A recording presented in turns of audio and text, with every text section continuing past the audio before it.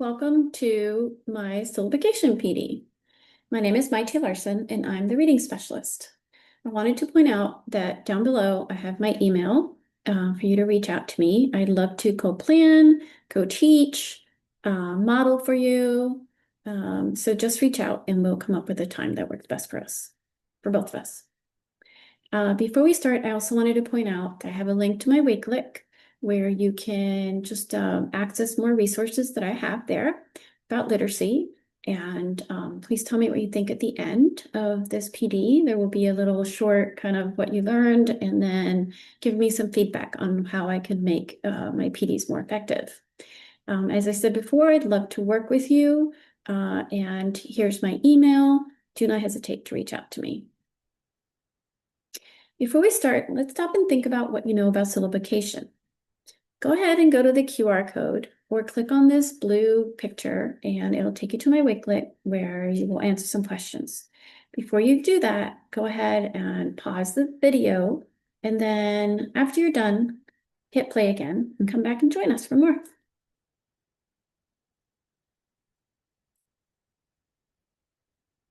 So welcome back. Let's start by looking at our objectives. Why teach syllabication?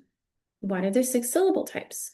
Teaching strategies. We will also talk about when can we teach syllabication. And I also have some links to some modeling that you might find helpful.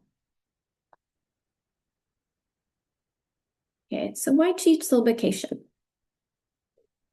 Let's look at this word. Perhaps you can look at it and read it automatically. Or perhaps you had to kind of take a pause and sort of chunk it and then sound it out. For our students who we tell them to chunk things, where do they know where to break it up? How do they know to use long or short vowel sounds? Well, that's where teaching them about syllables and in the role that the placing of the vowel plays when it's next to other letters plays. So let's look and see how we would divide up this word.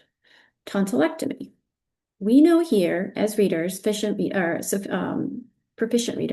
that O is going to make the short O sound because it's in the middle between 2 consonants, right? And there's nothing to make that O say its name. We know that Y here is not going to say my, it's going to say me, because tonsillectomy says me. Y here is the vowel saying E, because at a Y at the end of a word, a multisyllabic word is going to say E.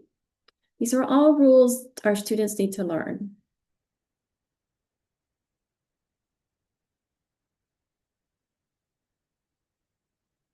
So teaching syllables is important because, as Timothy Shanahan states on Eating Elephants and Teaching Syllabication, syllables matter in English. As I already pointed out, when I pointed out that O is making a short sound, we knew because of the placement in the syllable. So he emphasizes that the placement is important, but it's also important to be flexible on when we teach our students. And we'll talk about that in a little bit. Students need to understand the relationship between letters and recognize that sounds are influenced by their positions within a word and by surrounding letters. This knowledge, combined with the understanding of syllable division principles, aids in the accurate decoding of longer words. Syllable has been found to be a central unit in phonological processing. So why teach syllabication? Lene Erie reminds us that it's a way for entry into benefiting from phonics instruction. When our students are able to have a tool that they can use to tackle longer words, they become better readers. Therefore, when they become better readers, they're more fluent readers. More fluent readers means increase in comprehension. So they're not having to think about how to read a word or think about, or even skipping a word, which can impact their ability to comprehend text. So what are the 6 syllable types? You have closed and open syllables. You have the magic E. You have vowel teams, bossy R, diphthongs, consonant LE. And then, of course, we have schwas and we have suffixes. So let's look at how we would start. So we would start with that first pattern, which is that vowel, consonant, consonant, vowel. And of course, we have some words with more consonants, sort of if there's if they have blends, and we'll look at different examples. So right here, we have some examples of words that we could use: catfish, upset, dishpan, and muffin. I like to start with words that would be easy for my students to read. So if I've taught basic CVC words, so just basic sounds, including digraphs, I could start with a word that might be familiar to them. Catfish. Now, the reason I start with an easy word is that I need my students to think about the process of breaking up words and now exactly how to read it, so that they have that tool in their tool belt for when they do come up to upon words that they are unfamiliar with. So for instance, with catfish, I would tell them, I would write it down. We could use piece of paper, we could use whiteboard, it doesn't matter. And I would do a I do, you do, we do. So I do, we do, you do, sorry. So here I would say, okay, if you could read this word, we're going to just say it in our brains, but not share it out so that Miss Larson could teach you how we would do this. So I would teach them, and this is how we start every single pattern, regardless of the pattern, we mark our vowels. And we draw our bridge, and then we mark our consonants. And now, for this pattern, we're going to divide between the two consonants. And then I would say, all right, so I know that that A is going to make the short A sound, the A, because it's between two letters. So I'm going to mark it as closed. And I know that that I is going to say I because it's between two consonants. So it's closed. Now I'd like to stop and point out that if we have a digraph in the middle where we're marking, we're going to treat it as one sound. Here, we're not marking the digraph because it's after that final vowel. Oh, sorry. And then after marking it and pointing out the sounds, we would read it. Cat, fish, catfish. All right, let's look at some examples and let's try it together. I'm going to show you one with an open, and then we're going to do a we do. So I like this one because it has a close and an open syllable. So here is, after we've had some practice with close and close, then I would bring in, an open syllable. I've already taught what an open syllable is. That's very important. You don't start this until students know what syllables are, what closed syllables, what open syllables are. I would have taught words like me and be and so, and I would have gone through a drill of maybe of having them read it, without a letter here and then with. So meet, met. Maybe I would have put stickies on our classroom door and, opened it, have them read it with as long sounds, close the door, and now we have short, and we would have practiced. So they have an understanding before we get to a word like this one. So again, I would say, okay, if you know it, just keep it in your head. We start just like we do every single, regardless of the pattern, we find our vowels. Some teachers use songs, find our vowels, mark our consonants, whatever works for you and your students. Then we would divide up between the two consonants. So here I would ask the students, okay, what is that A gonna say? Ah, all right, so it's gonna be close. It's between those two. But here the O, there's nothing there. So what is that O gonna say? Oh, it's an open syllable. So now we would read it lasso. And this is a perfect opportunity to just flash what a lasso is, maybe a quick picture that you snatched off the internet. Maybe you've used it in a sentence. Perhaps you picked lasso because it's one of the vocabulary words in a story you're reading with your class, or maybe in their decodable. It's just an opportunity to not only work on syllabication, but also expand vocabulary. And I want to do one more that I do and I model for you because I want to show you before we do how we would handle a word with blends. Because as we know, blends have it's two sounds that blend together. However, in this case, we're going to mark it as if it was one consonant, not two. So again, we start the same way. We find our vowels. We draw our bridge. And then ND is a consonant. It's a blend, so we mark it as one. And then SW is also a blend, so we mark it as one. And so here we have vowel, consonant, consonant, vowel. We divide it up between the two consonants. And then we know that that I is closed. I would ask the students, they would make the sound I, and we would mark it. That E is going to say eh, it's a closed syllable. And then we would read it. Wind swept, windswept. Another opportunity to build vocabulary as well as teach syllabication is use it in a sentence. Maybe even show a picture of somebody who's got their hair's been windswept. Especially if you have students who you know just need that support with vocabulary. Now let's try it. Let's try this one together.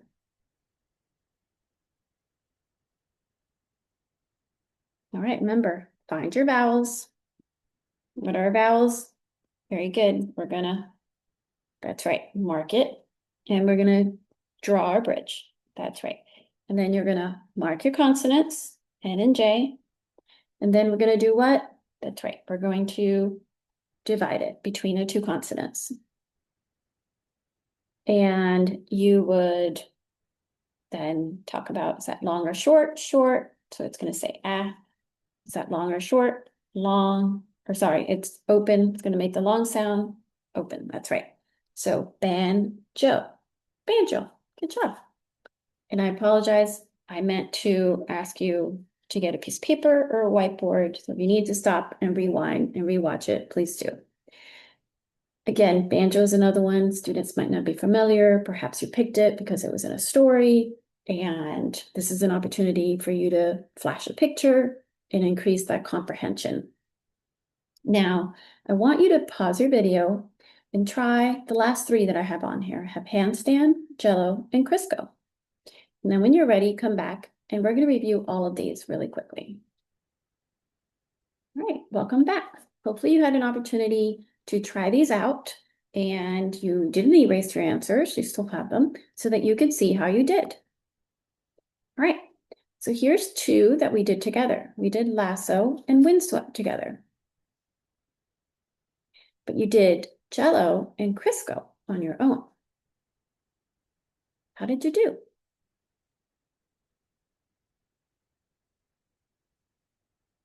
I'm going to say the same thing I had to tell the kids. If you got it wrong, fix it and your brain will grow. And then we have banjo that we did together. But then I left handstand for you to do on your own. How'd you do?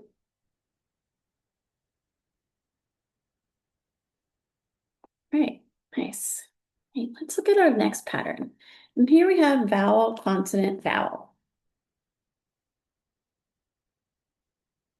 So I'm going to model with robot. Again, we're going to do the same thing. Some of the kids are going to be able to read it right away. Others aren't. They need to just keep it in their brains, right? This is a tool. I'm teaching everybody this tool. I should pause and say you could teach this whole group or small group. Depends on what your students need and where your students are going to be more successful. So again, we mark our vowels. We draw our bridge. Then we mark our consonant. And in this case, we're going to break it, vowel, consonant, and then break it, right? We point out that it is closed. So it's going to say ah. And here, sorry, my mistake. I made a mistake. I meant to say after the vowel. So here it's open. right? O, and then here's close. I apologize for that.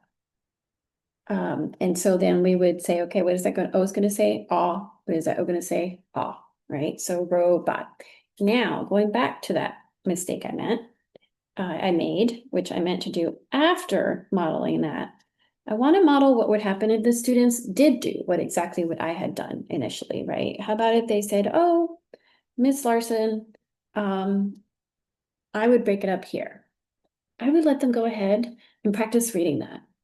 This is where you're teaching students to be flexible, right? They've come up to this word, they don't really know it, they're reading it, maybe they have their pencil and they're working on a decodable text, and you ask them to, let's use that tool that we used, or maybe you rewrote it on the board and you're having them look at it as you're modeling, breaking it apart, right? Or you're breaking it apart and they're telling you where. Okay, let's read it. So you told me to break it there. So what is that? Is that going to be open or closed? And they're going to say, oh, closed. Okay, so what is that going to say? Ah. All right, is that going to be open or closed? Closed, right? Because there's a vowel after, a consonant after it. So it's going to say ah. So now let's read it. Rob ought. Robot.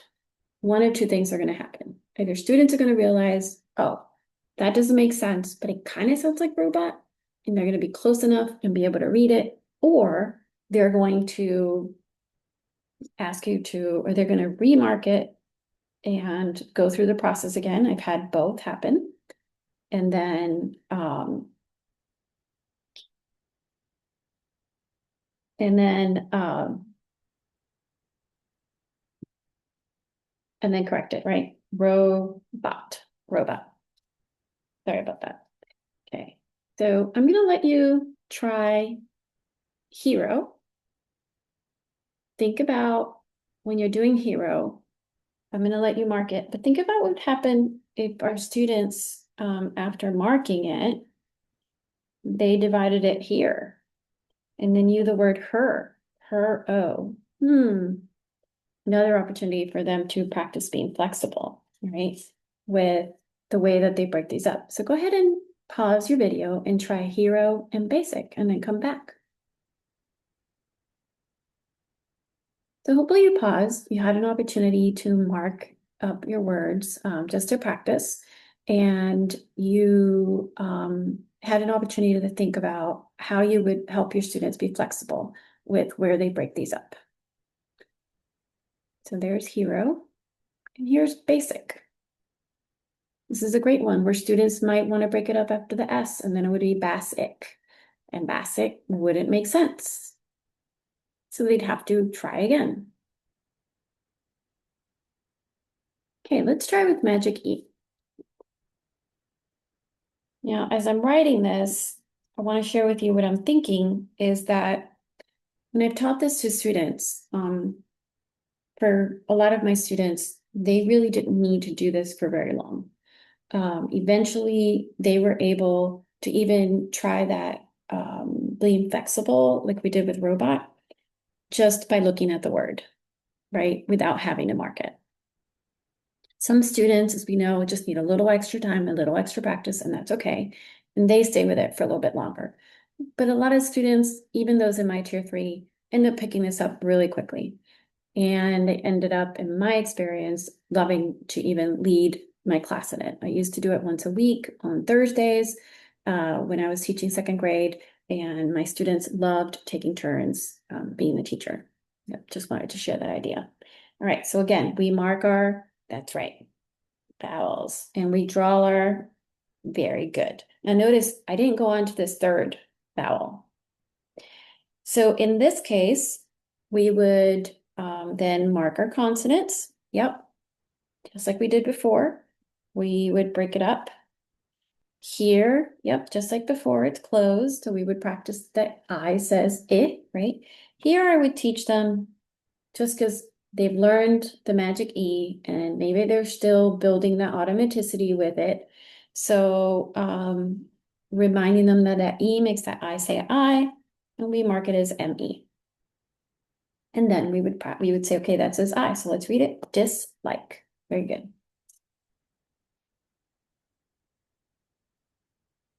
Right, I want to do one more together with you because I purposely chose, oh wait, not that one. I want to do this one.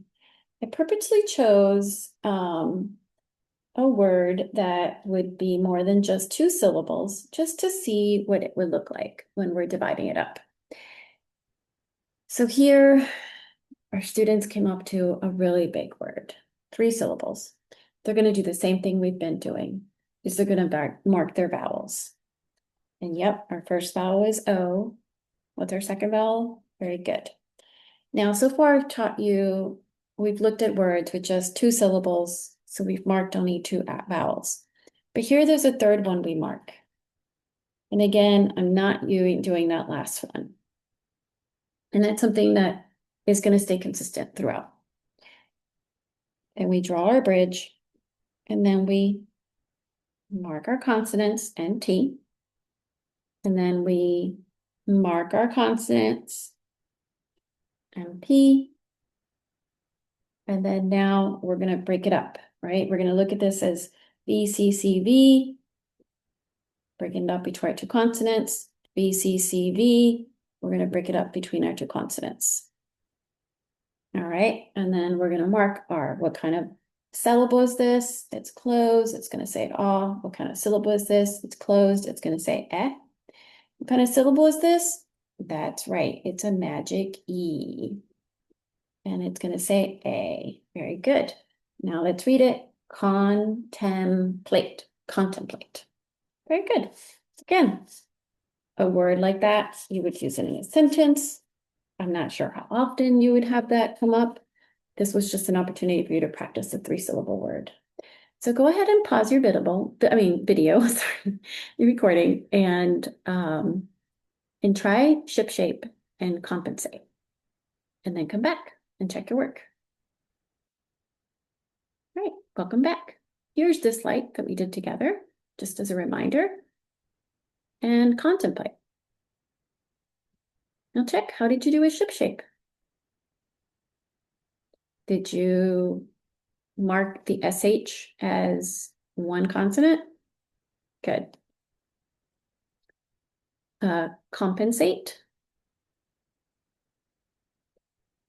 All right, let's try another one. Okay, here we have the B, C, B, and this is another one where we get to practice with our students to be flexible, right? So let's try body first. So what do? That's right, we mark our vowels. And yes, our Y here is a vowel, and we treat it just like we have the other ones. And we draw our bridge. And we have a consonant. So you and I know that we would break it up right here, right? And this would be closed and this would be open. But we might have students that are not sure. And so they might break it up right there. Again, give them an opportunity to sound it out and figure out that it's not Bodhi, right? Bodhi, capital letter, could be the name of a person, or it might sound like it's the name of a person, but in this case, it would be wrong. An opportunity for you to help them to be flexible with their with syllabication. All right. Oops.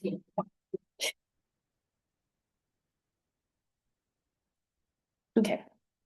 It's just added comedy.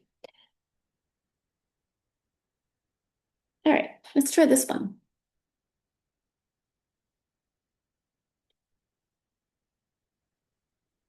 That's right. We mark our vowels, E and E, and our consonant.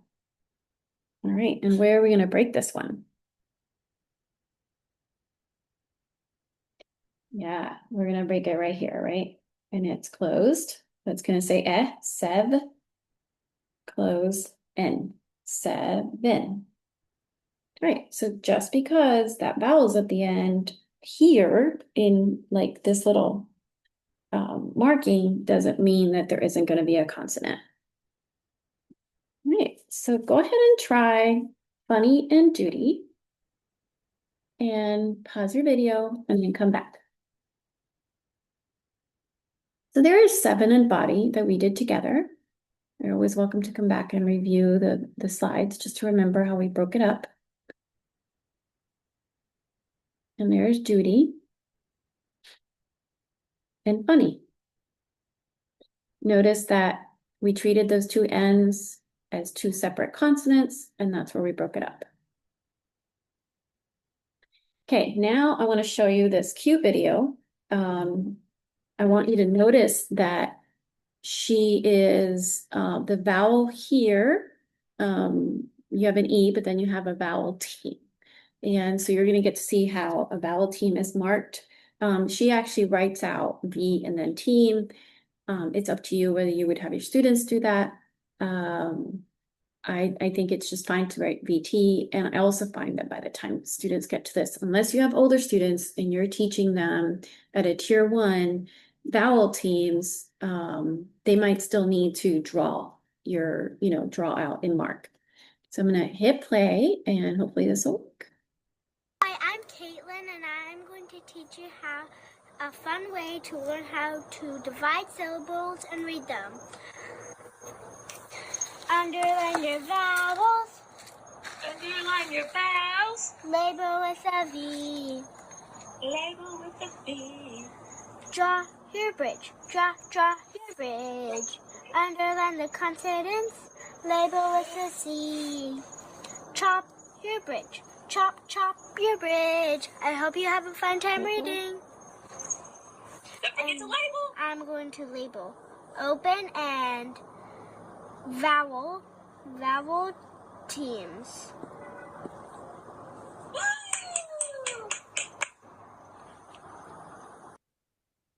All right, so she was really cute. Let's see if I can go on without it starting again. Hold on. Hi, I'm Caitlin. Hold on. I'm going to. There we go. All right. So let's think about when we could teach syllabication. I've already talked a little bit about it. Perhaps you're just doing it as part of your phonics lesson. I know with Benchmark, we have both single and multisyllabic words. And so part of the words that you're teaching a particular spelling pattern, and you're going ahead and helping them tackle some of the words that you think might be a little bit trickier for them. Perhaps you're introducing vocabulary. You're building vocabulary. You're looking at a picture of what vocabulary that might be unfamiliar to them in a shared reading that you're doing, and you're having them think about how many syllables and what the vowels are doing. So you're breaking it up. Perhaps you're introducing new science or social studies vocabulary. Again, opportunity to think about how many syllables are in that word, or is it open or closed? What are the syllables doing?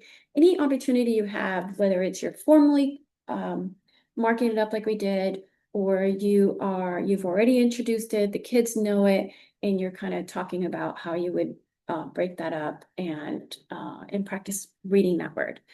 I have shared here a Padlet. I would love to build up ideas and lessons. So if you could just a quick share of how you've used it in your classroom and where maybe there was a science lesson where you've used it and you used it in a particular word, or social studies or a benchmark lesson where you've enhanced it by bringing this in. And now I wanted to just point out, but I'm not going to play it, that on the slides, I also have more examples of syllable types. She goes through some of the ones I did, as well as others, and just different words that you can then practice just to have some additional practice. All right. So what did you think of this PD? Before you leave, please go ahead and click on this Google survey. I promise it's just a quick little survey, or copy and paste. and just answer. It's a little just reflection of what you learned, give you an opportunity to reflect on what you learned, and then tell me what you think would make this a better PD. Here's my email. Please remember that I'm always here to go into the classroom and model, whole group, small group, co-plan with you, co-teach. That would be fun to co-teach actually a lesson on syllabication, or anything else that you need support with. Thank you.